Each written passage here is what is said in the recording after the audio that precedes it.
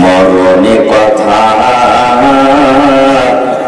স্মরণ কে তোর নাই,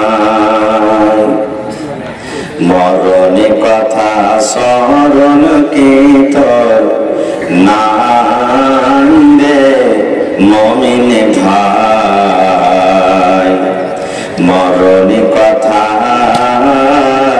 স্মরণ কে তোর নাই। তুমি যখন যাবে মরে নিয়ে যাবে খাটে করে, তুমি যখন যাবে মরে নিয়ে যাবে খাটে করে, রেখে দিবে মাটির বিছানায় রে মুমিন ভাই। মরণে কথা স্মরণ কে তোর নাই, মরণে কথা স্মরণ কে তোর নাই রে মুমিন ভাই। মরণে কথা স্মরণ কে তোর নাই। মাল ধন পয়সা করে থেকে যাবে দালান বাড়ি, মাল ধন পয়সা করে থেকে যাবে পাকার বাড়ি, কিছুই তোমার কাজে আসবে না রে মুমিন ভাই। মরণে কথা স্মরণ কে তোর নাই, মরণে কথা স্মরণ কে তোর নাই রে মুমিন ভাই। মরণে কথা স্মরণ কে তোর নাই। নারে তাকবীর।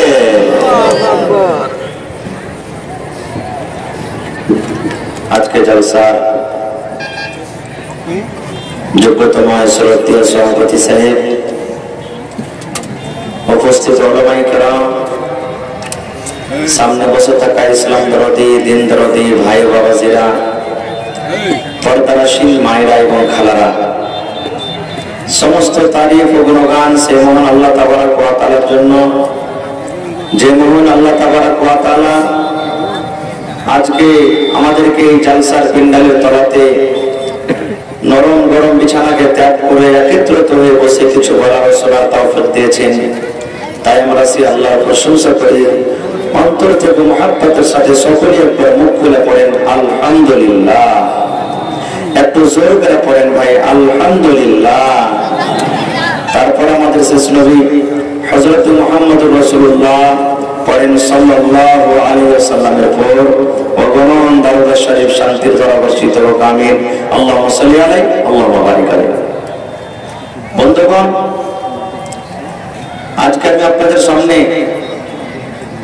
কোরআন মাজিদের একটি আয়াত তেলাওয়াত করেছি এবং আল্লাহর নবী মুহাম্মদ সাল্লাল্লাহু আলাইহি ওয়াসাল্লামের একটা হাদিস পড়েছি। সেই আয়াত এবং হাদিসটাকে সামনে রেখে যে বিষয় নিয়ে আলোচনা করব সেটা হলো কোন মহিলাটা জান্নাতের ভিতরে যাবেন। মা খালাদেরকে এই পৃথিবীতে বেঁচে থাকা কালে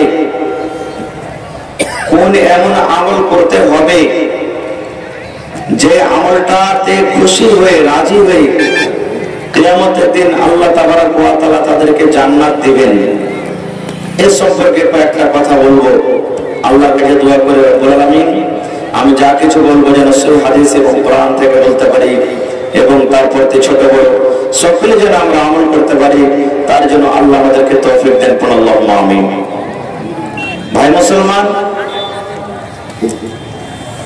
আজকে আমরা ছেলে মেয়ের বিবাহ দিই বা আমরা নিজে বিবাহ করে বউ করে স্ত্রী করে বাড়িতে নিয়ে আসি, কিন্তু আমরা এক অপরের হক সাথে নিয়ে কিভাবে চলতে হবে আমরা কত লোক হয়তো জানি না। বিয়ে না বিয়ে আপনাদের এলাকাতে কেমন আছে জানি না, কিন্তু বেশিরভাগই শেরশাবাদের মধ্যে এটাই দেখা যায় যেমনই ছেলেটা এখনো 18 বছর হয়নি, 20 বছর 25 বছর হয়নি, এই 12 বছর 14 বছর 15 বছর 16 বছর বয়স, বা মেয়েদের 12 বছর 13 বছর 14 বছর 15 বছর বয়স, এবার তাদের কিন্তু রিশতা হয়ে যায়, বিয়ে হয়ে যায়। এরকম হয় না? হয় না? হানা বলেন হয় কি হয় না? আর এটা হওয়ার কারণ কি জানেন? ছোট বয়সে, আমি এটা বলি না যে ছোট বয়সে বিয়ে দেওয়া হারাম বা চলবে না, এটা আমি বলি না। ওলামায়ে কেরাম বসে আছেন, তাদেরকে জিজ্ঞাসা করবেন। আমার বলার উদ্দেশ্য হলো যে আপনি আপনার ছেলে এবং মেয়েদের বিবাহ তখনই দেন যখন আপনার ছেলেটা জানবে যে আমি একটা পরের বেটিকে বউ করে বাড়িতে নিয়ে আসবো, তাকে কিভাবে আমাকে সংসার কাটতে হবে, তার আমার প্রতি হক কি রয়েছে, কিভাবে তাকে আমি নিয়ে চলবো, এটা জিনিস যেন জানতে পারে। এবং ওই মেয়েটাও যেন জানতে পারে যে আমি শ্বশুর বাড়িতে চলে যাব, আমার যে স্বামী হবে ওই স্বামীটার সাথে আমাকে কিভাবে জীবনটা কাটতে হবে, আমার যে স্বামী হবে স্বামীর সেবা যত্ন কতটুকু আমাকে করতে হবে, আমার উপরে আমার স্বামীর কতটুকু হক রয়েছে, এই জিনিসটা যেন জানতে পারে। কিন্তু আফসোস আমরা দুটা কারণে বেশিরভাগই ছোট বয়সে ছেলে মেয়ের বিবাহ দিই। দুটা কারণ কি জানেন? তার মধ্যে একটা মূল কারণ হলো কি, যে এই রোডের পাশে জমি বিক্রি হয়েছে, দেখছি এই জমিটা না ধরলে পরে কাজ হবে না, 5 লক্ষ টাকা কোন রকম এদিক ওদিক ছাগল গরু ভৈঁস বিক্রি করা হবে, এবার 2 লক্ষ টাকা ঘটছে। তখন স্বামী স্ত্রীতে বুঝ বিচার করে বলছে যে এক কাম কর না, আব্দুল্লাহ বিয়ে দিয়ে দে, 3 লাখ টাকা পাবো, 2 লাখ টাকা পৌঁছে 1 লাখ টাকা বিয়েতে খরচ হবে, 2 লাখ টাকা জমিনে কাজে চলে আসবে। করে কি করি না ভাই? আপনার দিকে মনে হয় না এগুলো লেওয়া দেওয়া নাকি আছে? হ্যাঁ, এগুলো আছে। তাইলে ভাই বেশিরভাগই আমরা মুসলমান এটাই করি। আর একটা জিনিস কি করি জানেন? সুবহানাল্লাহ, ফতোয়া দিতে আসে ভাই, কিন্তু যেটা শরীয়তের কথা সেটা আমি বলছি যে আমরা মুসলমান যখন আমাদের ছেলে মেয়ের বিবাহ হয়, গার্জিয়ান আমরা কি ভুল করি? এই বিবাহের সময়তে ধরেন যে 2 লক্ষ টাকা মেয়ের বাবাকে লাগবে, এবার কথাতে কথাতে মোহর কতটি লাগবে না, তো 10,000। এবার ওই 10,000 টাকা নিজের পকেট থেকে ছেলেটা দেয় না ওই 2 লক্ষর ভেতর থেকে মাইনাস প্লাস করে দেয়? বলেন একটু, হানা বলে। জি, 2 লক্ষ টাকার ভিতর থেকে দেয়। ওলামায়ে কেরাম স্টেজে বসে আছেন, জিজ্ঞাসা করবেন এই টাকাটার কি মোহর হলো রে ভাই? মোহর হলো এটা টাকা? সুবহানাল্লাহ, হায় আল্লাহ, আমরা কোথায় চলে গেছি ভাই? শরীয়ত কোথায়, আমরা আছি কোথায়? আল্লাহ আল্লাহ রাসূল বলছেন কি, আর আমরা করছি কি? আল্লাহুস সামাদ। খাজা হোক ভাই মুসলমান, মায়েরা খালারা, আল্লাহর নবীর জামানাতে এক বাপ নিজের মেয়ের বিবাহ দিবে, বাপ নিজের মেয়ের বিবাহ দিবে, তো মেয়েটা বলছে যে আব্বা আমি বিয়ে করবো না, আমার এখন দরকার না, আমি বিয়ে করবো না। বাপ চলে গেলেন নবীর দরবারে, আল্লাহ রাসূল আমি আমার মেয়ের জন্য একটা খুব সুন্দর বর খুঁজেছি, ছেলে দেখেছি, ভাবছি যে আমি বিয়ে দিয়ে দিব। তা আমার মেয়ে ইনকার করছে যে না, আমি এখনো বিয়ে করবো না, পারলে একটু বুঝান তাকে। আল্লাহ রাসূল বললেন যে তোমার মেয়েকে এনেছো? বলছেন না। বলে যা তোমার মেয়েকে নিয়ে এসো। পরের দিন মেয়েকে সাথে করে নিয়ে চলে গেলেন। নবীজি সেই মেয়েকে বলছে যে এরে আল্লাহর বান্দি, তোমার আব্বা নাকি তোমার বিয়ে ঠিক করেছে, বিয়ে দিবে, আর তুমি ইনকার করছো, কারণটা কি একটু বলবে না? এই আমার মায়েরা খালারা ভাইরা শুনেন, যারা মা আছেন তারাকে খাস করে আমি বলি। এবার সে আল্লাহ ওয়ালি মেয়ে নবীকে কি বলছেন জানেন? আল্লাহর নবী গো, আমার আব্বা জান আমার জন্য সুন্দর হয়তো একটা ছেলে রেখেছেন, আমার বিয়ে হয়ে যাবে, শ্বশুরের বাড়িতে আমি চলে যাব, কিন্তু নবী গো একটা জিনিস আমার দরকার আছে, আমাকে একটা জিনিস জানতে হবে, সেটা হলো কি? সে মেয়ে বলছে নবী গো ধরেন আমার বিয়ে হয়ে গেল, আমি শ্বশুর বাড়িতে চলে গেলাম, যে আমার স্বামী হলো, আমি যার স্ত্রী হব, ওই স্বামীর আমার পড়তে কতটুকু হক রয়েছে নবীজি, আমাকে তার কতটুকু কথা মেনে চলতে হবে, তার কতটুকু হুকুম মেনে চলতে হবে, আমাকে আমার স্বামীর, আমার উপরে আমার স্বামীর কতটুকু হক রয়েছে একটু দয়া করে বলে। নবীজি একটা জিনিস আপনাকে আমি জিজ্ঞাসা করি, আমার যেটা স্বামী হবে আমার উপরে কতটুকু হক রয়েছে, কতটুকু কথা থেকে মেনে চলতে হবে একটু বলেন তো। এই আমার মায়েরা খালারা শোনেন, আল্লাহর নবী বললেন, মহিলা তোমার উপরে তোমার স্বামীর অতটুকু হক রয়েছে, তোমার স্বামীর অতটুকু হক রয়েছে, অতটুকু কথা তোমার স্বামীর তোমাকে মেনে চলতে হবে। যদি তোমার স্বামীর শরীরে ফোট হয়ে যায়, তোমার স্বামীর শরীরে যদি ঘা হয়ে যায়, ঘাটা পেকে গেছে, ফোটটা পেকে গেছে, রক্ত বইছে, খুন বইছে, এই মতো অবস্থাতে তোমার স্বামী যদি তোমাকে বলে, এ হালেমার মা, এ জাইদার মা, এ খালেদার মা, হাফসার মা, এরা আমার বিবি শুনে নাও, এই আমার শরীরে ফোট হয়েছে, বিবিরে ঘা হয়েছে, এই যে দেখো আমার শরীরে রক্ত বইছে, আমার শরীরে খুন বইছে, তুমি একটু সাফ করে দাও রে বেবি, তুমি একটু পরিষ্কার করে দাও। কি দিয়ে আমার রক্ত সাফ করতে হবে, কি দিয়ে আমার ফোটটাকে সাফ করতে হবে? আল্লাহ নবী বলেছেন, মহিলা যদি তোমার স্বামী তোমাকে বলে, বিবিরে আল্লাহ রাব্বুল আলামিন এই যে পৃথিবীতে তোমাকে জিভে দিয়েছি, জিভে দিয়ে তোমাকে সাফ করতে হবে, জিভে দিয়ে যেটা যেটা তোমাকে সাফ করতে হবে। আল্লাহ রাসূল বলেছেন, মহিলা রে তুমি ইনকার করতে পাবে না, ইনকার করতে পাবে না, তোমাকে জিভে দিয়ে চেটে চেটে তোমাকে সাফ করতে হবে। নারে তাকবীর! এতটুকু তোমার স্বামীর উপরে তোমার হক। তুমি যদি বলো, স্বামী গো আমি পানি দিয়ে সাফ করে দেবো গো, স্বামী, স্বামী গো আমি কাপড় দিয়ে সাফ করে দেবো, স্বামী গো আমি তুলা দিয়ে সাফ করে দেবো, আল্লাহ রাসূল বলেছেন, মহিলারে তোমার স্বামী তোমার উপরে অতটুকু হক রয়েছে, যদি তোমার স্বামী তোমাকে বলে তুমি জিভে দিয়ে চেটে চেটে চেটে চেটে তুমি রক্তকে সাফ করে দাও, তুমি ইনকার করতে পাবে না, পাবে না, তোমাকে জিভে দিয়ে চেটে চেটে তোমাকে সাফ করতে হবে। শুধু তা নয় গো মা, আল্লাহর নবী সাল্লাল্লাহু আলাইহি সাল্লাম পুরুষদের মান সম্মান কতটুকু বাড়িয়ে দিয়েছেন গো মা।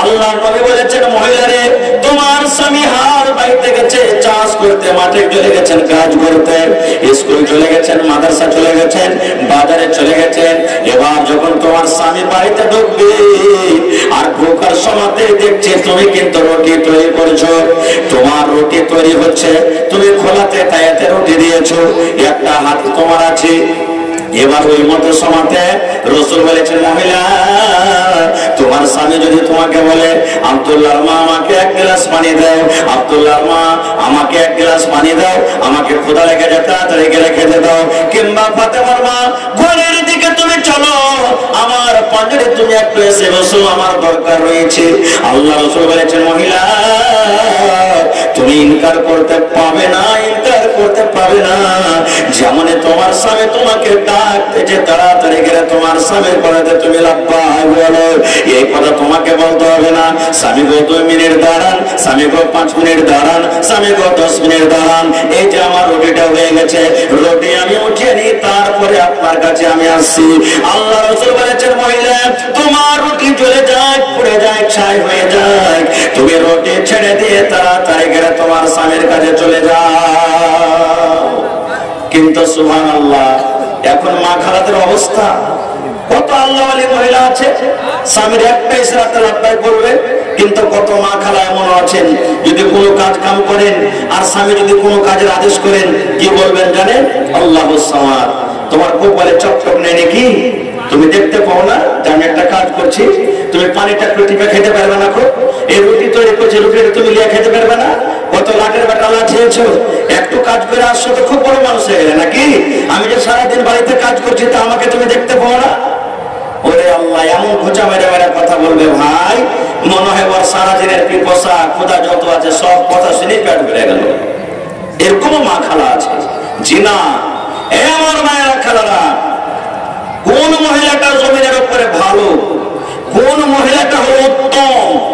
খালেদা ভালো, জায়দা নাম ভালো, হাফসা নাম ভালো, রোকেয়া নাম ভালো, খালেদা নাম ভালো, ফাতেমা নাম ভালো, মারিয়াম নাম ভালো, জাইনাব নাম ভালো, কুলসুম নাম ভালো। কোন মহিলা ভালো গে মা? এটা আমার কথা নয়।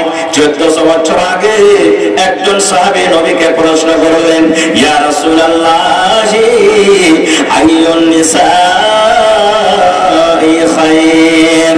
আল্লাহর নবী গো, জমিনের উপরে আকাশের তলাতে কোন মহিলাটা ভালো গো নবীজি? কোন মহিলাটা ভালো? আল্লাহ রাব্বুল আলামিনের কাছে কোন মহিলাটা প্রিয়, কোন মহিলাটা হলো উত্তম, কোন মহিলাটা আল্লাহ রাব্বুল আলামিনের নিকটে ভালো? নবীকে প্রশ্ন করলেন আল্লাহ রাসূল, কোন মহিলাটা ভালো? এ আমার মায়েরা খালারা, আজকে জালসা শুনতে এসেছেন, একটা হাদিস যদি আপনি সাথে করে নিয়ে যান আর আমল করেন, ইনশাআল্লাহ জালসা কামিয়াব হয়ে যাবে, আপনার জীবন ধন্য হয়ে যাবে। রাসূলকে প্রশ্ন করছেন, ইয়া রাসূলুল্লাহ কোন ধরনের মহিলাটা ভালো? আল্লাহ তাবারক ওয়া তাআলার নিকটে কোন মহিলাটা ভালো? আল্লাহ রাসূল সাল্লাল্লাহু আলাইহি ওয়াসাল্লাম বললেন, ও আমার সাহাবীরা তোমরা শুনে নাও, ওরে আল্লাহর বান্দা তোমরা শুনে নাও, এই জমিনের উপরে যে নারীর মধ্যে, যে মহিলাদের মধ্যে তিনখানা গুণ থাকবে, তিনখানা সিফাত থাকবে, আল্লাহ রাসূল বলেছেন মহিলাদের মধ্যে ওই নারী, ওই মহিলাটা সবথেকে উত্তম। ওইটা কোন ভাই? জোরে বলেন। যে মহিলাদের মধ্যে তিনখানা গুণ থাকবে, তিনখানা সিফাত থাকবে, ওই মহিলাটা হলো আল্লাহ তাবারক ওয়া তাআলার কাছে উত্তম। মায়েরা খালা, আমি একটা একটা করে আপনাদের সামনে সেই গুণ রাখছি যেটা আল্লাহ রাসূল সাল্লাল্লাহু আলাইহি ওয়াসাল্লাম বলেছেন। আর শোনার পর আপনারা এই বুকে হাত দিয়ে একটু ভাবা চিন্তা করেন যে আমরা উত্তম মহিলা হয়ে দুনিয়াতে আছি, কিংবা আল্লাহ রাসূল সাল্লাল্লাহু আলাইহি ওয়াসাল্লাম যে সিফাত, যে গুণের কথা বলেছেন, সেই গুণটা আমাদের মধ্যে আছে কিনা।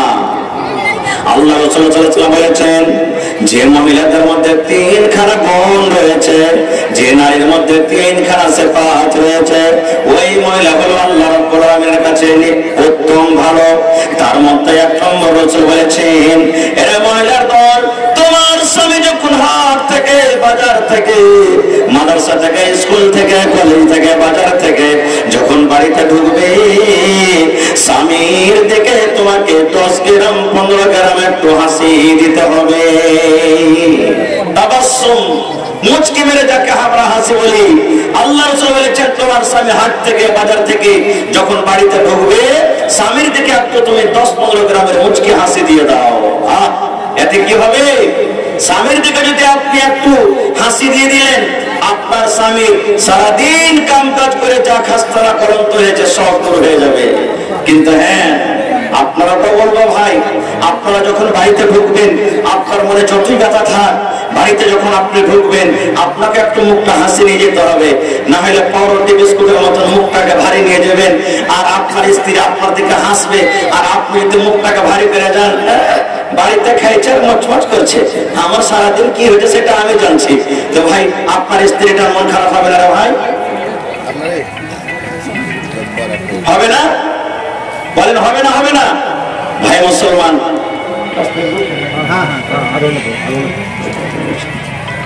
তো আপনাকে ওরকম ভাবে হাসি মুখে নিয়ে আসতে হবে। কেমন ভাবে? এই আমার মায়েরা খালারা, আল্লাহ রাসূলের প্রথম কথা, ওই মহিলাটা আল্লাহ রাব্বুল আলামিনের নিকটে সবথেকে উত্তম ভালো।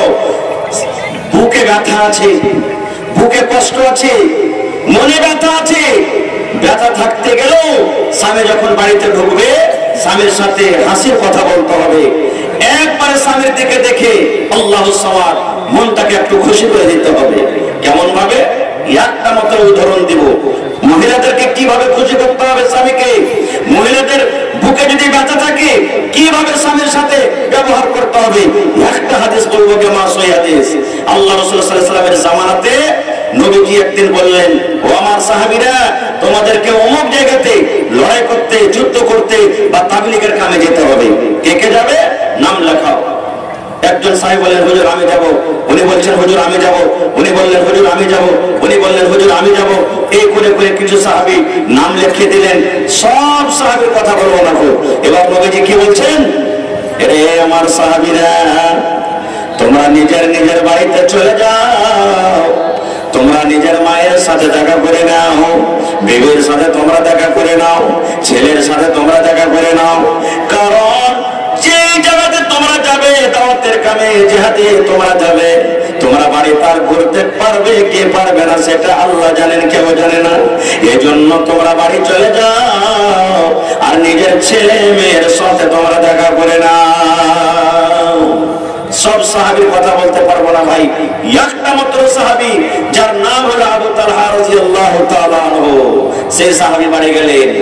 বাড়িতে যাওয়ার পর ওর স্ত্রীর নাম হলো বিবি রুমাইসা, এটা হলো মশহুর নাম বিবি রুমাইসা।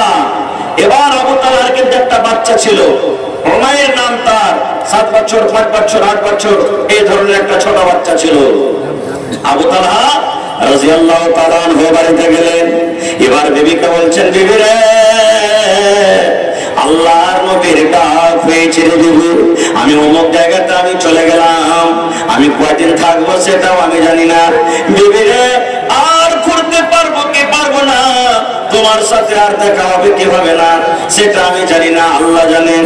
তবে বিবি রে, তোমার সাথে আমি এতদিন চলাফেরা করলাম, তোমার সাথে এতদিন আমি সময়টা কাটালাম, যদি আমার দ্বারা থেকে কোনো ভুল হয়ে থাকে, ও আমার বিবি রুমাইসা শুনে নাও, তোমার সাথে আমি এতদিন থাকলাম, আমার দ্বারাতে যদি তোমাকে কোনো কষ্ট হয়ে থাকে, ব্যথা হয়ে থাকে, দয়া করে তুমি আমাকে স্বামী হিসাবে মাফ করে দাও। এই কথাবার্তা হওয়ার পর এবার আবু তালহা রাদিয়াল্লাহু তাআলা বিবিকে বলছেন, বিবি আমার কলেজের টুকরা রুমাইর কই? আপনি দিল্লি, পাটনা, পাঞ্জাব, হাতিয়ানা চলে যাবেন, আপনার ছেলেটাকে আপনি আদর করে যাবেন না ভাই? বলেন আদর করবেন না, করবেন না? একটুখানি তাকে কোলে নিয়ে সাথে সাথে 10 কদম 20 কদম 50 কদম হেঁটেও যাবেন। আবু তালহা রাদিয়াল্লাহু তাআলা বিবিকে বলছেন, বিবি ওই আমার কলেজের টুকরা রুমাইর কই? ওরে সুবহানাল্লাহ। এবারে বিবি রুমাইসা বলছেন, স্বামী গো, আপনার কলেজের টুকরা রুমাইর, এই দেখেন এত তাকে জ্বর হয়েছে। ওরে সুবহানাল্লাহ, গরমটা তার এত, শরীরটা এত গরম হয়েছে, তাকে জ্বর হয়েছে, তাকে বুখার হয়েছে, কিংবা ছেলেটা অসুখ হয়ে গেছে। স্বামী গো, এই দেখেন আপনার ছেলেটা বেমারি অবস্থাতে আছে। আজকে আমাদের অবস্থা, এই যে জালসা, কত ভাই জালসা ভালো মনে শুনতে আসেন না, কত ভাই বাজারে ঘুরছেন, বা আমরা দিনের কোনো কাজ যদি লাগে আমরা বাহানা করি যে যেতে পারবো না মৌলভী সাহেব এখন, কারণ আমার অমুক অমুক কাজ আছে, বা আমার ছেলে পারে না, আমার স্ত্রী পারে না, এই ধরনের আমরা বাহানা করবো। কিন্তু সুবহানাল্লাহ, হযরত আবু তালহা রাদিয়াল্লাহু তাআলা আনহু এবার বিবিকে বলছেন, বিবি রে, আমাকে যেতে হবে রে বিবি, বাড়িতে আমি থাকবো না, আল্লাহর নবীর সাথে ওয়াদা করেছি, আমাকে জিহাদে কিংবা তাবলীগের কামে যেতে হবে। আল্লাহ রাব্বুল আমিন আমার ছেলেকে অসুখ দিয়েছেন, আমার ছেলের রোগী অবস্থাতে আছে, আল্লাহ রাব্বুল আমিনের কাছে দোয়া করুন, আল্লাহ যেন আমার ছেলেকে শিফায়ে কামিলা আতা করেন। এই বলে হযরত আবু তালহা রাদিয়াল্লাহু তাআলা আনহু বিদেশে চলে গেলেন। কতদিন থাকলেন আল্লাহ জানে, 5 দিন থাকলেন, 10 দিন থাকলেন, মাস থাকলেন, 2 মাস থাকলেন, কতদিন থাকলেন আল্লাহ জানেন, এটা হাদিসে কিন্তু বলা হয়নি। এবারে আবু তালহা রাদিয়াল্লাহু তাআলা আনহু যখন বাড়িতে আসবেন, এবারে বিবিকে বলছেন, বিবি রে, বিবিকে চিঠি লিখছেন, বলছেন, বিবি রে, আমি তোমার স্বামী আবু তালহা বলি, বিবি রে, আমি অমুক দিন, মানে ধরেন আগামী মাসের 5 তারিখে আমি বাড়িতে ঢুকবো, এই ধরনের একটু খবর দিয়ে দিলেন। আল্লাহুস সামাদ। এখানে আর একটা কথা বলি, আপনি দিল্লি চলে যাবেন, আপনি বোম্বে চলে গেছেন, আপনি কলকাতা চলে গেছেন, আপনি কাতার, দুবাই, সৌদিয়া চলে গেছেন, বাড়িতে যখন আপনি আসবেন, আল্লাহ রাসূল বলেছেন, পুরুষ রে, তোমার বাড়িতে আসার আগে আগে তোমার স্ত্রীকে ফোন করে তুমি জানিয়ে দাও, হালিমার মা আমি বাড়িতে আসছি, জায়েদার মা অমুক দিন বাড়িতে আসছি, ফাতেমার মা আমি অমুক দিন বাড়িতে আসছি। এবার একটা কথা বলি, যেমনই আপনি ফোন করলেন বাড়িতে, আপনার স্ত্রীটা যদি নেককার হয়, আপনার স্ত্রীটা যদি দিনদার হয়, আপনার স্ত্রীটা যদি সালেহা হয়, আপনার স্ত্রীটা যদি জায়েদা আবেদা হয়, যেমনই ফোন করলেন সঙ্গে সঙ্গে মনে মনে চিন্তা ভাবনা করবে, আল্লাহ রে আমার স্বামীটা ফোন করেছে, আমার স্বামী বাড়িতে আসবে। এবার যদি আপনার স্ত্রী নেককার হয়, তাহলে ওই মাকে ওই বোনকে বলবো, মালিক কি করতে হবে আপনাকে? আল্লাহ রাসূল সাল্লাল্লাহু আলাইহি ওয়াসাল্লাম যেভাবে আপনাকে চলতে বলেছেন সেইভাবে আপনাকে চলতে হবে। কিভাবে আপনাকে চলতে হবে? যেমনই আপনার স্বামী আপনাকে ফোন করেছে, বিবি রে অমুক মাসের আমি 5 তারিখে আমি বাড়িতে আসবো রে বিবি, অমুক মাসের 3 তারিখে আমি বাড়িতে আসবো। এবার আপনাকে যখন আপনার স্বামী বাড়িতে ঢুকবে তার একদিন আগে আপনাকে যত আপনার বাড়ির কাজ আছে সমস্ত কাজ কামকে সেটে নিতে হবে। এবার যখন আপনার স্বামী বাড়িতে ঢুকবে, বাড়ি ঢোকার 2 ঘন্টা 3 ঘন্টা আগে সুন্দর আপনার বাড়িতে যেটা একটা কাপড় আছে কাপড়টা পরে থাকতে হবে। আল্লাহ রাসূল বলেছেন, পরাবীর জীবনে তোমার সাফ করার দরকার আছে, তুমি সাফ করে নাও। তোমার স্বামীর জন্য তুমি তৈয়ার হয়ে থাকো, তোমার স্বামীর জন্য তুমি পাউডার লাগিয়ে থাকো, স্বামীর জন্য সেন্ট লাগিয়ে থাকো, স্বামীর জন্য চিন্তা করে থাকো, সুন্দরভাবে তুমি একবারে তোমার স্বামীর জন্য রেডি হয়ে থাকো। কারণ তোমার স্বামী যখন বাড়িতে ঢুকবে যেন তোমাকে দেখার সাথে সাথে তার মন খানা যেন খুশি হয়ে যায়, এরকম ভাবে তুমি তৈয়ার হয়ে থাকিও। কিন্তু ওই জায়গাতে যেদিন স্বামী বাড়িতে ঢুকছে সেদিন কাজ করছে, গোবর তুলছে, বাড়ি ঘর ঝেড়ে দিচ্ছে, ওই দিন আরো অন্যান্য কোনো কাজ করছে। এবার বাড়িতে যখন ঢুকবে তখন স্বামীর মন খারাপ হবে না? হবে না? একবারে আপনি এখন দুর্গন্ধ কাপড় পরে আছেন কে মা, স্বামী বাড়িতে ঢুকেছে, মনে হয় পাটের যে জাগ আছে আটি আছে সেগুলো দুর্গন্ধ করছে, বকরির মতন শরীরটা ঘাম ঘাম গুন্ডাইছে। কি বলবেন? হট সারা হুদমি কাহেকার, এতদিন পর বাড়িতে আসছি আর আমার জন্য একটু চাকচিকন হয়ে না থেকে দেখ কেমন বাড়ি গাটা তার বাসনা করছে, হট এখান থেকে তুই চলে আমার দরবার থেকে চলে যা, আমার বাড়ি থেকে তুই হেঁটে যা, এরকম আপনাকে কথা বলতে পারে। তো এই আমার মায়েরা খালারা সাজবে কিভাবে জানেন? সুবহানাল্লাহ। ভাইয়ের বিয়ে লেগেছে তখন সাজবে, ভাতিজের বিয়ে লেগেছে তখন সাজবে, দেওয়ারের বিয়ে লেগেছে তখন সাজবে, কিন্তু নিজের স্বামীর জন্য সাজবে না, স্বামীর জন্য সাজন পূজন করবে না। সুবহানাল্লাহ। এই আমার মায়েরা খালারা, একটা হাদিস, এই হাদিসটাকে আমি একটু পেন্ডিং এ রেখে দিলাম, একটা হাদিস বলি আপনাদের সামনে, এটাও কিন্তু সহিহ হাদিস। আল্লাহ রাসূল সাল্লাল্লাহু আলাইহি ওয়াসাল্লাম সালমান রাদিয়াল্লাহু তাআলা আনহু এবং আবু দারদা রাদিয়াল্লাহু তাআলা আনহু দুজনকে ভাই লাগিয়ে দিলেন। এই হাদিসটাকে আমি রাখলাম এখানে, ভাই লাগিয়ে দিলেন কাকে? সালমান রাদিয়াল্লাহু তাআলা আনহু আর আবু দারদা রাদিয়াল্লাহু তাআলা আনহু দুজনকে ভাই লাগিয়ে দিলেন। এবার সালমান রাদিয়াল্লাহু তাআলা আনহু ভাই আবু দারদার বাড়িতে গেলেন। আমরা ভাইয়ের বাড়িতে যাই না? যাই কি যাই না? তো ভাইয়ের বাড়িতে গেলেন। যে সময় আবু দারদা রাদিয়াল্লাহু সালমান রাদিয়াল্লাহু তাআলা আনহু আবু দারদার বাড়ি গেলেন, ওই সময়তে কিন্তু আবু দারদা বাড়িতে নেই, বাড়িতে ভাবি আছে। সালাম দিলেন, ভিতরে গেলেন, বসতে দিলেন। এবারে বলছেন যে ভাবি, সালমান বলছেন ভাবি, ভাই কই? বলছে এই গেলেন কোন কামে কাজে গেছেন, এক্ষুনি বাড়ি ঢুকবো হয়ে আছে। এবার সালমান রাদিয়াল্লাহু তাআলা তখন বলছেন ভাবি একটা কথা বলবো। বলছে কি রে ভাই? বলছে এই তোমার মাথার চুলগুলো দেখছি একবারে ঝাঁকড়া মোকড়া হয়ে আছে, চুলগুলাতে তুমি চিরনি করনি, সিধা করনি, তেল লাগানি, এই পুরাতন কাপড় পিন্ধে আছো, তুমি একবারে যেরকম একটা মহিলাকে থাকতে হয় রেডি হয়ে সুন্দর হয়ে সাফ সুতরা হয়ে থাকতে হয়, ওরকম ভাবে তোমাকে দেখতে পাই না, কারণটা কি? এই আমার মায়েরা খালারা শুনেন। যখন কথাটা শুনলেন এবার আবু দারদার স্ত্রী বললেন, ও ভাই সালমান, কার জন্য আমি সাজবো রে ভাই? কে আমার সাজন দেখবে? কার জন্য আমি সিধা করব? কে আমার সাজন দেখবে? কার জন্য আমি পাউডার লাগাবো? কার জন্য আমি চিরুনি করবো? কার জন্য আমি সেন্ট লাগাবো? কার জন্য আমি নতুন কাপড় পরবো রে ভাই? কে আমার সাজন দেখবে? কাকে আমি দেখাবো? বলছে কেন আমার ভাইকে তুমি দেখাবে? বলছেন না রে ভাই না, আমার সাজন দেখে না, আমার নতুন কাপড় পিন্না কোনো কাজ নাই। বলছে কেন ভাবি? বলছে ভাই রে, তোমার ভাই আবু দারদা দিনের বেলাতে রোজা করে, দিনের বেলাতে রোজা চালিয়ে যায়, এবার দিনের বেলাতে আমার সাজনকে দেখবে, কারণ রোজার হালাতে আল্লাহ নবীর ফয়সালা যে নিজের বিবির সাথে মিলন করতে পাবে না। পাবে? আল্লাহ হারাম করে দিয়েছে। দিনের বেলাতে কার জন্য সাজবো? এবার সালমান বলছেন, ভাবি গে রাতের বেলাতে সাজতে হবে ভাবি। বলছেন না রে ভাই না, রাতের বেলাতে তোমার ভাইয়ের কিন্তু আমার সাথে কোনো দরকার নাই। বলছে কেমন কথা? বলছে ভাই সালমান, দিনের বেলাতে তোমার ভাই রোজা রাখে আর রাতের বেলাতে তাহাজ্জুদের নামাজ পড়ে পড়ে রাত কাটিয়ে দেয়। তাহলে দিনের বেলাতে রোজা রাখে আমার কাছে আসে না, আর রাতের বেলাতে এশারের নামাজের পর তাহাজ্জুদের নামাজ পড়ে পড়ে রাতটাকে কাটিয়ে দেয়। রাতের বেলা তো আমার কাছে আসে না, তাহলে আমি কার জন্য সাজন সাজবো? কে আমার সাজন দেখবে? বলছে এটা কথা কত? হ্যাঁ। বলছে ঠিক আছে। গল্প সল্প হলো, কিছুক্ষণ পরে আবু দারদা রাদিয়াল্লাহু তাআলা বাড়িতে ঢুকলেন, সালাম কালাম হলো। এবার বিবিকে বলছেন যে এই ভাইকে খেতে দাও, সালমান এসেছে খেতে দাও। বিবি বলছেন যে খেতে দিয়েছি, কিন্তু আপনার অপেক্ষাতে আছে বলে খাইনি। বলছে খেতে দাও, সামনে খাবার দিয়েছেন।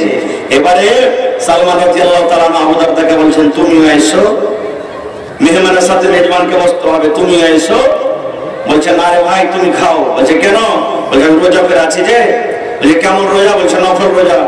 বলছে রোজা ছেড়ে দাও, এসো তুমি আমার কাছে, আমার সাথে খানা খাও। বলছে না ভাই কেমন কথা বলছো, আমি তো রোজা করে আছি, আমি রোজা ছাড়বো না, তুমি খাও না। এবারে সালমান রাদিয়াল্লাহু তাআলা বললেন, রে আমার বন্ধু আবু দারদা শুনে নাও, তোমার বাড়িতে আমি এসেছি মেহমান হয়ে, যদি তুমি আমার সাথে খানা না খাও আমি সালমান তোমার খানা খাবো না, তোমার খানা খাবো না। তুমি আমার সাথে খানা খাও, তাহলে আমি খাবার খাবো। এবার কি করবেন? রোজাকে ভেঙে দিলেন। এবার দুই বন্ধু খানা খেলেন। খানা খাওয়ার পর দিন কাটলো, মগরিব হলে চড়লো। এবারে আবু দারদা বলছেন সালমানকে, ভাই তুমি ঘরে আরাম করো, এখন আমি যাই। বলছে কোথায়? বলছে তাহাজ্জুদ পড়তে যাবো মসজিদে। বলছে আমিও নামাজ পড়বো, নামাজের এখন টাইম হয়নি। বলছে যে আপনিও ঘুমাও, এখনো নামাজের টাইম হয়নি, এখন যাও, তোমার স্ত্রী তোমার ইন্তজার করছে, সেই ঘরে তুমি চলে যাও। বলছে ভাই তুমি থাকো না, আমি এখন গেলাম, আমি জিকির আজকার করবো, এবার রাতের বেলাতে আমি তাহাজ্জুদের নামাজ পড়বো। বলছে ঠিক আছে। হাত খানটাকে ধরে যে ঘরে তার স্ত্রী আছে ওই ঘরে একটু ধাক্কা দিয়ে দিলেন, যাও তুমি আরাম করো। এবার বন্ধুরে রাত কাটতে কাটতে কাটতে ঠিক যখন রাত 1টা 2টা হয়ে গেল, এবার সালমান রাদিয়াল্লাহু তাআলা আনহু ভাইকে জাগাছেন, ভাই আবু দারদা এখন ওঠো, এখন নামাজের টাইম হয়ে গেছে, এখন ওঠো। এবার আবু দারদা উঠলেন, ফরজ গোসল করলেন। ফরজ গোসল করার পর এবার দুই বন্ধুতে নামাজ পড়লেন। এবারে সালমান বলছেন, ও ভাই আবু দারদা, তোমার উপরে তোমার শুধু আল্লাহর হক নাই রে ভাই, তোমার উপরে আল্লাহ যে চোখ দিয়েছে, এই চোখের তোমার উপরে হক রয়েছে।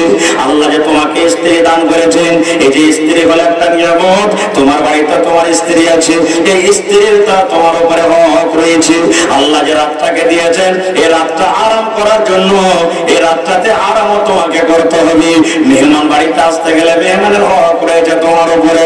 সমস্ত হককে বাদ দিয়ে একমাত্র তুমি যদি আল্লাহর হক আদায় করো, এরকম হকে আল্লাহ রাব্বুল আলামিন রাজি হবেন না, এরকম হকে আল্লাহ রাব্বুল আলামিন খুশি হবেন না। যার যেটা হক আছে তাকে সেটা তার হকটা দিয়ে দাও। আরো কিছু কথা আছে হাদিসটাতে, আমি অধিকার যাব না। বলার উদ্দেশ্য হলো এই আমার মায়েরা খালারা, তারা তো মহিলা ছিলেন, তারা তো মহিলা ছিলেন যে নিজের স্বামী তার কাছে আসে না বলে সাজেনি। তাহলে বোঝা গেল কি যে স্বামীর জন্য আপনাকে সাজতে হবে, যত পারবেন সাজেন, ম্যাডাম হয়ে সাজেন, হিরোইনের মতন সাজেন।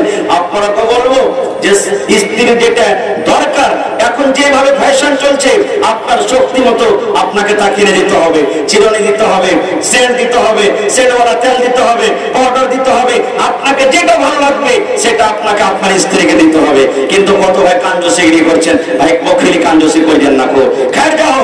এইবারে আবু তালহা রাদিয়াল্লাহু তাআলা বাড়িতে ঢুকবেন, সেই দিন কিন্তু ওই যে কলেজার টুকরা উমাইর যাকে বেমারি হারাতে রেখে গেছিলেন বাড়িতে, সেই দিন বাড়িতে ঢোকার আগে আগে সুবহানাল্লাহ মারা গেলেন।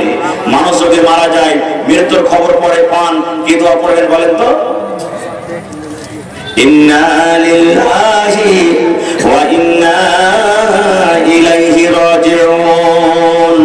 আল্লাহুম্মা আজরনি ফি মুসিবাতি ওয়া আখলিফ লি খায়রাম মিনহা। হবেন তখন পড়বেন ইন্না লিল্লাহি ওয়া ইন্না ইলাইহি রাজিউন। কিন্তু হায় আল্লাহ, মায়েরা খারাপ এত মন ভেঙে ভেঙে কাঁদবে, মা গে তুই মরে গেলি গে মা, তোরা চিন্তা মুখখানা একটু দেখতে পারো না গে মা। বাবাজি তুমি আমার বাড়িতে এসেছিলে যে আব্বা, তোমাকে সিঙ্গির মাছ দিয়ে খেতে দিয়েছিলাম। আব্বাজি তুমি আমার বাড়িতে যদি আসতে, তোমাকে কত সুন্দর মিষ্টি গলা খেতে দিতাম। এ বয়ান ধরে ধরে কাঁদছে। সর্দি না থাকে নাকে তার সাইন্স করে নাকে সর্দি নিয়ে চলে আসবে, এরকম মন ভেঙে ভেঙে কাঁদবে না। কান্দেন, কাঁদতে মানা নাই, কিন্তু কেমন কান্দন করতে হবে? চোখ দিয়ে পানি ঝরবে, আওয়াজ হবে না আপনার মুখে। আল্লাহ নবীর জামানাতে একটা মহিলা কবরে বসে বসে কাঁদছে, তার ছেলে মারা গেছে, কবরে বসে বসে কাঁদছে। আল্লাহ রাসূল চলে এসেছেন। এবার রাসূল বলছেন, আরে আল্লাহর বান্দি, তুমি যে কবরে বসে বসে কাঁদছো, এটা গুনার কাজ, কাঁদতে হয় না। এরকম কাঁদতে গিয়ে তোমার ছেলেটা কার পাইবে? কিন্তু সেই মহিলাটা চিনে না যেটা আল্লাহর রাসূল। তখন কি বলছেন জানেন? হ্যাঁ হ্যাঁ, তুমি যাইছো রাস্তাতে চলে যাও, তোমার তো কেউ মারেনি, তোমার যদি কেউ মরতো তো তুমি বুঝতে পারতে। রাসূলকে বলে দিলেন কথাটা, ও কিন্তু জানে না যেটা আল্লাহর রাসূল। নবীজি চলে গেলেন, পাশে একটা লোক ছিলেন, বলছেন এই পাগলি, তুমি যে কথাটা বলেছো সেটা কে জানো, চিনো কে? বলছে কে এটা? বলছে আরে এটা আল্লাহর নবী মুহাম্মদ সাল্লাল্লাহু আলাইহি ওয়াসাল্লাম। বলছে কি আল্লাহর রাসূল? হ্যাঁ। এবার দৌড়াতে দৌড়াতে দৌড়াতে আল্লাহ নবীর বাড়ি চলে গেলেন। আল্লাহ রাসূলকে আমার ভুল হয়েছে, আপনি আমাকে মাফ করে দেন। আল্লাহ রাসূল বললেন, আরে আল্লাহর বান্দি, যখন তোমার ছেলে মারা যাবে, কিংবা তোমার মা মারা যাবে, তোমার দাদি মারা যাবে, তোমার নানি মারা যাবে, তোমার স্বামী মারা যাবে, যখন তোমার কলিজাতে প্রথম ধাক্কা লাগবে, প্রথম চোট লাগবে, তখনই তোমাকে সবর করতে হবে। ইয়ার নাম হলো সবর। আর তুমি কেন্দে কেন্দে কেন্দে কেন্দে কেন্দে কেন্দে কিছুদিন পর যদি বলো এখন সবর না করলে আর হবে না, এর নাম কিন্তু সবর নয়, এর নাম সবর নয়। প্রথম কলিজাতে তোমার চোট লাগবে তখন সবর করো। কত মা খালা যারা নেককার দিনদার পড়ালেখা, কানতে হয় না, কানবে না, সাইড থেকে তখন কোন মহিলা বলবে এর দিলখানটা কত পাথর টিম, এই মাগির বাপ মরেছে তো কত মনে হয় ভালো মরেছে, একটুকু চোখটা পানিটা ঝরে না। কত মা খালা বলবেন সুবহানাল্লাহ। এই আমার মায়েরা খালারা, একটা গল্প বলছে, হাদিসের কথা ভাই। একটা মহিলা বাড়িতে ওর স্বামীটা হাল বাহিতে চলে গেছে, ফোন এসেছে যে আব্দুল্লাহ মা, হালেমার মা, কি আছে রে, তোর মুখ মারা গেছে। এবার দেখতে যাবে, মায়া খালাকে তো ফের দেখবেন, কেউ মারা যেতে গেলে এক টেম্পো, এক বড়, এক স্কর্পিও লোক গেতে, দুটা পুরুষ থাকবে, সবচেয়ে মেয়ে লোক থাকবে, চলে যাবেন দেখতে। এবার স্বামীর কাছে যেতে নিতে হবে। এবার কাঁদতে কাঁদতে কাঁদতে কাঁদতে হালের হয়ে চলে গেছে। ওকে দেখে ওর স্বামীটা হাল খাড়ো করে দিয়েছে, বলছে কি আছে রে, কি ব্যাপার, কাঁদছিস কেন? এবার তাকে শুনেছে তার স্বামীকে, কি হালে মারবা আমার ভাইয়ের খেলে শাশুড়ির ফুফাইতো দেওরের ভাতিজার কাটার পোতার লাতি মারা গেছে। বলছে ওরে আল্লাহ, এত নাম্বার স্ট্যান্ড। বলছে হালে মারা বাপ, তাড়াতাড়ি করে বাড়িতে যাইও, মুরগি গলাকে খোলাতে ভরে দিও, আর বকরিকে গহিলে রাখিও বাজি হে। এয়ারলাইন পাখানায় কিচ্ছু কান্দা, কানতে কানতে কানতে কি বলতে স্বামীকে বাজি পেয়ে বসে আছে। এই তো মা খালাদের কান্দন। হে আমার মায়েরা খালারা, ওরে সুবহানাল্লাহ, যেদিন আবু তালহা রাদিয়াল্লাহু তাআলা বাড়িতে ঢুকলেন, সেই দিন সুবহানাল্লাহ ওই আবু তালহার কলেজের টুকরা মায়ের দুনিয়া থেকে কিন্তু বিদায় হয়ে গেলেন। ধরেন 12 পর্যন্ত চলে এসেছেন আবু তালহা, মনে করেন এতটা রাস্তা ধরে আছেন, সন্ধ্যা লাগতে লাগতে আসছে। এবার বাড়িতে ঢুকবেন, তার কলেজের টুকরা ওরে আল্লাহ মায়ের কিন্তু দুনিয়া থেকে চলে গেলেন। এবার আবু তালহার স্ত্রী বিবি রমেশা বাড়ির লোকটাকে জমা করে বলছেন, ও বুবরে, ও বোন রে, ও খালারে, শোন, আল্লাহ রাসূলের হাদিস গামা, তোমার দিলে যত দুঃখ থাক, তোমার ছেলে যত ব্যথা থাক, তোমার স্বামী যখন বাড়িতে ঢুকবে তোমার স্বামীর দিকে তোমাকে একটু মুচকে মেরে হাসতে হবে। যদি তুমি এটা করতে পারো, আল্লাহ রাসূলুল্লাহ সাল্লাল্লাহু আলাইহি ওয়াসাল্লাম বলেছেন আল্লাহ রাব্বুল আলামিনের নিকটে তুমি উত্তম বান্দা হয়ে যাবে। আল্লাহ আমি কি করব, এদিকে আমার ছেলে মরে গেছে আর আল্লাহ আমার স্বামী বাড়িতে ঢুকছে, আল্লাহ আমি এখান কি করব, কি করব?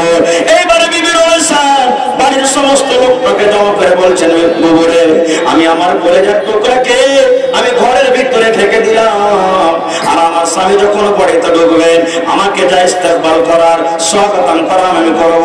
খবরদার খবরদার, আমার ছেলে মারা গেছে এই মৃত্যুর কথাটা তোমরা আমার স্বামীকে জানাবে না, দরকার হতে গেলে আমি সময় দেখে আমি নিজে জানিয়ে দেব।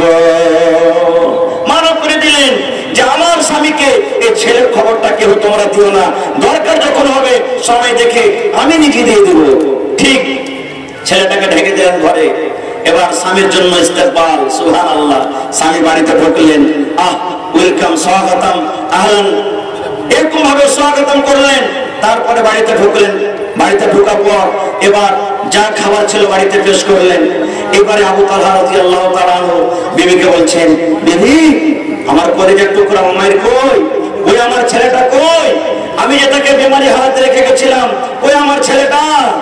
এ আমার মায়েরা খালারা, যদি এই জামানার মা হতেন, এই জামানার যদি বোন হতেন, হাও মা করে চিৎকার করে কাঁদেন। কিন্তু ওরে সুবহানাল্লাহ, বিবি রমেশা বলছেন, স্বামী গো আপনার কলেজার টুকরা মায়ের এমন ভাবে ঘুমিয়ে গেছে আর কিন্তু জাগবে না, এমন ভাবে ঘুমিয়ে গেছে আর কিন্তু জাগবে না। আপনি খাবার খেলেন, আরাম করেন, আপনার ছেলে ঘুমিয়ে গেছে আর জাগবে না। আবু তালহার মন কি, আমার ছেলেটা ঘুমাচ্ছে, কি রাতের বেলাতে জাগাবো, সকাল হবে তখন গল্প সল্প করবো, এখন ঘুমাইছে ঘুমাক। এবারে খাবার দাবার করে রাতে স্বামী স্ত্রী ঘুমিয়ে গেলেন। আল্লাহ সামাদ, স্বামী স্ত্রীতে রাতের বেলাতে মিলন হলো, সহবাস হলো। এবারে সহবাসের পর বিবি রমেশা স্বামীকে বলছেন, স্বামী গো একটা কথা লুকিয়ে রেখেছিলাম গো স্বামী জান, একটা কথা আপনাকে জানানি। বলছে বিবি রে কি কথা? এবার বিবি রমেশা বলছেন, স্বামী গো আপনি যখন বাড়িতে ঢুকেন, আপনার বাড়িতে ঢোকার আগে আগে বাড়িতে আমার একটা ঘটনা ঘটে গেছে। বলছেন কি? তার আগে বিবি রমেশা বলছেন, স্বামী গো যদি আপনি কোন মানুষের কাছ থেকে টাকা ধার নিয়ে থাকেন, কোন মানুষের কাছ থেকে গম ধার নিয়ে থাকেন, কোন মানুষের কাছ থেকে চাউ ধার নিয়ে থাকেন, কোন মানুষের কাছ থেকে যদি আপনি অন্য কোন জিনিস যদি ধার নিয়ে থাকেন, তাহলে সেই টাকা, সেই চাউ, সেই খাজুর তাকে ফেরত দিতে হবে কি হবে না? আপনারা বলেন হবে না? হবে না? হবে। আবু তালহা বলছেন যে হবে। যদি কোনো মানুষের কাছ থেকে কিছু নিয়ে থাকে তাহলে সময় হিসাবে তাকে দিতে হবে। এবারে বিবি রমেশা বলছেন, স্বামী গো আল্লাহ রাব্বুল আমিন যতদিন আমাদেরকে বুকে দেওয়ার ততদিন আমাদের বুকে রাখলেন। এই যে আপনি যখন বিদেশে চলে যান, আপনার কলেজার টুকরা মায়েরকে আপনি মুসিবতে ছেড়ে গেছেন, বেমারি হারাতে রেখে গেছেন, ঠিক আপনার বাড়িতে ঢোকার আগে সুবহানাল্লাহ আপনার ছেলে দুনিয়া থেকে চলে গেছেন। আল্লাহ রাব্বুল আমিন ওই আমানত টাকা আল্লাহ নিজের কাছে জমা নিয়ে নিয়েছেন, আর কিন্তু আপনি কাঁদতে পাবেন না। ঘটনাটা বলার উদ্দেশ্য আমার এই আমার মায়েরা খালারা, আল্লাহ রাসূল যে বলেছেন মা মহিলাদের ভালো হইতে গেলে, মহিলারা যদি উত্তম মহিলা হইতে চায়, তিনখানা তার মধ্যে গুণ থাকতে হবে। তিনখানা গুণের মধ্যে এক নম্বরে নবী বলেছেন, মহিলারে তোমার দিলে যত ব্যথা থাক, তোমার দিলে যত দুঃখ থাক, তোমার স্বামী যখন বিদেশ থেকে ঢুকবে তখন তোমার স্বামীর মুখের দিকে তোমাকে একটুখানি তোমাকে হাসতে হবে, স্বামীকে খুশি করতে হবে। এটা হলো প্রথম গুণ। ভাই আমার সময় কিন্তু 12টা বাজছে, 5 ঘন্টা আমার হয়ে গেল, আর আমার পরে কিন্তু আরো একটা বক্তা আছে। ভাইরে এই হাদিসটা আরো 2টা পয়েন্ট থাকলো, আর একটা হাদিস কিন্তু আরো আছে যে মহিলারা কোন দুনিয়াতে আমল করতে গেলে আল্লাহ তাবারক ওয়া তাআলা তাদেরকে জান্নাত দান করবেন। আমি এই 2টা হাদিসকে সাইডে রাখলাম। তার আগে একটা হাদিস আপনাদের সামনে আমি বলি। আল্লাহর নবীর জামানাতে সুবহানাল্লাহ মায়েরা খালারা ঈদগাহে নামাজ পড়তে যেতেন। আপনাদের এলাকাতে ঈদ বকরাদের নামাজ মহিলারা ঈদগাহে পড়েন না মসজিদে মসজিদে পড়েন? আওয়াজ ঘটিয়ে দিলে কেন জি ভাই মাইকওয়ালা? আগে তো ভালোই বাজছিল। বাড়িতে বাড়িতে পড়েন নাকি? আল্লাহ রাসূল সাল্লাল্লাহু আলাইহি ওয়াসাল্লাম বলেছেন, ওলামায়ে কেরাম বসে আছেন, ও পুরুষ তোমরা শোনো, তোমরা ঈদগাহের মাঠে নামাজ পড়তে যাবে, তোমার স্ত্রীরাকে নিয়ে যাও। আর মহিলাদেরকে বলা হয়েছে, মহিলা তোমাদের যদি হাইজ মাসিক হয়, হাইজ মাসিক ওয়ালি মহিলা, ওদের পরে নামাজ নেই, আল্লাহ নামাজ মাফ করেছেন, তবে ওই মহিলাকে বলা হয়েছে তোমরা ঈদগাহে যাও। নামাজের টাইম খানে সময়খানে তোমরা সাইড হয়ে যাবে, আলাদা হয়ে যাবে, বাকি জিকির আজকার তওবা ইস্তিগফারে তোমরা শরীক থাকবে, আল্লাহ রাসূল বলেছেন। তো এখনো যদি ঈদগাহের ব্যবস্থা না হয়েছে, আপনারা এটা ব্যবস্থা করতে হবে। কারণ আমি ওদিকে যাব না। তো আল্লাহ রাসূলের জামানাতে ঈদগাহে ঈদের কিংবা বকরাদের নামাজ পড়ার জন্য আল্লাহ রাসূল ঈদগাহের মাঠে গেছেন। আচ্ছা, নামাজের আগে খুতবা হয় না পরে খুতবা হয়? জোরে বলে পরে খুতবা হয়। আল্লাহ রাসূলের জামানাতে মাইক ছিল ভাই? মাইক ছিল না। মুখের আওয়াজ আর মাইকের আওয়াজে পার্থক্য আছে না নেই? আছে। আল্লাহ রাসূল সাল্লাল্লাহু আলাইহি ওয়াসাল্লাম খুতবা দিলেন, খুতবা শুরু করলেন, দেখছে আরে পিছন দিকে তো মহিলাদের দল, আমার আওয়াজ পৌঁছে না। কাতার চিরে চিরে চিরে নবীজি বেলালকে বলছেন, বেলাল চলো মজলিসে। চলে গেলেন। এ মায়েরা খালারা, এবার ওই ঈদগাহের মাঠে স্পেশাল মা খালাদের ওয়াজ শুরু করে দিলেন নবীজি। কি ওয়াজ জানেন? ইয়া মাশারান নিসাই তাসাদ্দাকনা ফাইন্নী ইউরিদুকুন্না আকসারা আহলিন নার।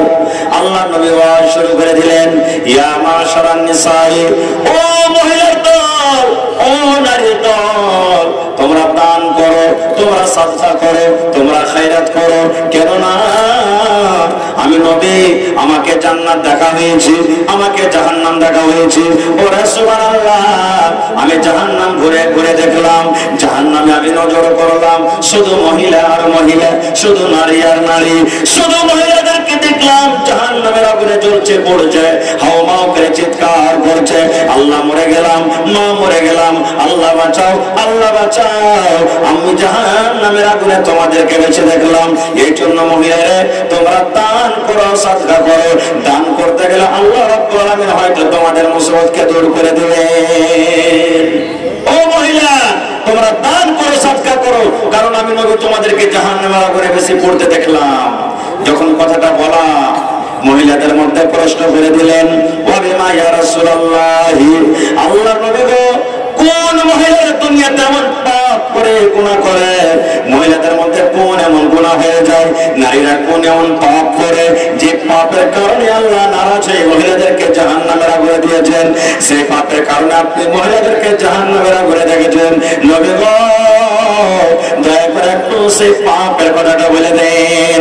এ আমার মায়েরা খালারা শুনেন, আল্লাহ রাসূল বলেছেন, ও মহিলার দল, আমি তোমাদেরকে দুটা গুনাহের কারণে জাহান্নামের আগুনে দেখলাম, দুটা পাপের কারণে জাহান্নামের আগুনে দেখলাম। এক নম্বর পাপ, এক নম্বর গুনাহ হলো তুকসুরুনাল্লাহনা, মায়েরা খালারা বেশি বেশি করে লান করে, মহিলারা বেশি বেশি করে লান করে। আর দুই নম্বর পাপ, দুই নম্বর গুনাহ হলো ওয়াতাকুফুরুনাল আশির, নিজের স্বামীর মালের তারা নাশকরি করে। এক নম্বর লান্তান, আর দুই নম্বর কি? নিজের স্বামীর মালের নাশকরি করে। কিভাবে নাশকরি করেন জানেন? সুবহানাল্লাহ। গ্রামে চুড়িওয়ালা এসেছে, আব্দুল্লাহর বাপ চুড়ি নেই জি, কাপড় নাই, কাপড় ছিঁড়ে গেছে, একটা কাপড় গালা নিয়ে দাও। বা চুড়ি নাই, চুড়ি ভেঙে গেছে, একটা বা চুড়ি গালা নিয়ে দাও। এবার যদি আমার কোনো ভাইয়েরা বলেন, আচ্ছা আজকে ছেড়ে দাও, এখন টাকা পয়সা নাই, দুদিন পর নিয়ে দিব, হয়ে গেল, 4 দিন কথা বলবে না। আর কি গুচা মারে মারে কথা বলবেন জানেন? ইমিনসে ইহুতমা ইমুকপুরা ইবকির এই কান্নসের বাড়িতে জীবনে এসে আমার সুখ শান্তি ভালো রাখো। ওরে সুবহানাল্লাহ। আমার মায়েরাকে বলবো, মাকে বোনকে বলবো, বোন রে, এত রোদের সমাজে আপনার স্বামী মাঠে কাম কাজ করার জন্য গামলাটাকে পড়িয়ে পড়িয়ে পড়িয়ে আপনার জন্য কত টাকা জোগাড় করে নিয়ে আসে। ঠান্ডার সময় আপনি বাড়িতে থাকেন, আপনার স্বামী ঠান্ডাতে কাম কাজ করে টাকা নিয়ে আপনার জন্য আসে, তরকারি নিয়ে আসে। একদিন না পাওয়ার কারণে আগেকার সমস্ত নিয়ামত গুলিকে ভুলে গেলেন। তাই নবী বলেছেন, মহিলারে এই যে তোমরা বেশি বেশি করে নিজের স্বামীর মালের নাশুকরি করো, এই নাশুকরির কারণে আমি তোমাদেরকে জাহান্নামের আগুনে দেখলাম। এবার রাসূল বললেন, দান করো। আল্লাহর সামাদ মানুষ জালসা শুনতে যায়, টাকা নিয়ে যায়, দান করব। ঈদগাহের মধ্যে কে টাকা নিয়ে যায় ভাই? কিন্তু রাসূল বললেন, দান করো। হযরত বিলাল রাদিয়াল্লাহু তাআলা আনহু বলেন, আমি তলিয়া বিছিয়ে দিলাম, আমি রুমাল বিছিয়ে দিলাম, গামছা বিছিয়ে দিলাম। এবার মহিলারা এসে দান করতে শুরু করলেন। কি দান করলেন? যার কাছে টাকা আছে টাকা দিয়ে দিলেন, যার কাছে টাকা নেই গলার হার আছে হার দিয়ে দিলেন, কেউ নাকের নাকমণি দিয়ে দিলেন, কেউ কানের বালি দিয়ে দিলেন, কেউ হাত থেকে আংটি দিয়ে দিলেন, কেউ হাতের বালা দিয়ে দিলেন, কেউ পার পায়াল দিয়ে দিলেন। যার কাছে যা গয়না গাঁটি আছে ওরে সুবহানাল্লাহ খুলে খুলে খুলে আল্লাহ নবীর সামনে দান করে দিলেন।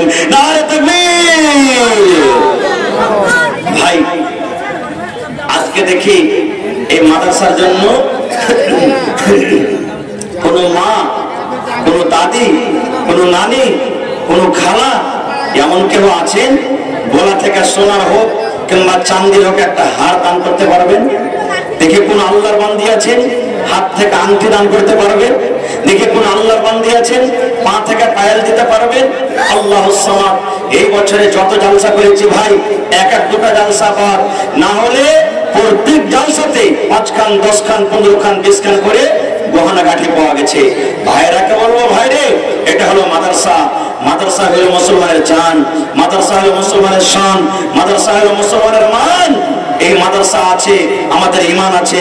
মাদ্রাসা যদি না থাকে ভাইরে আমরা কিন্তু শরীয়ত থেকে ইয়াতিম হয়ে যাব।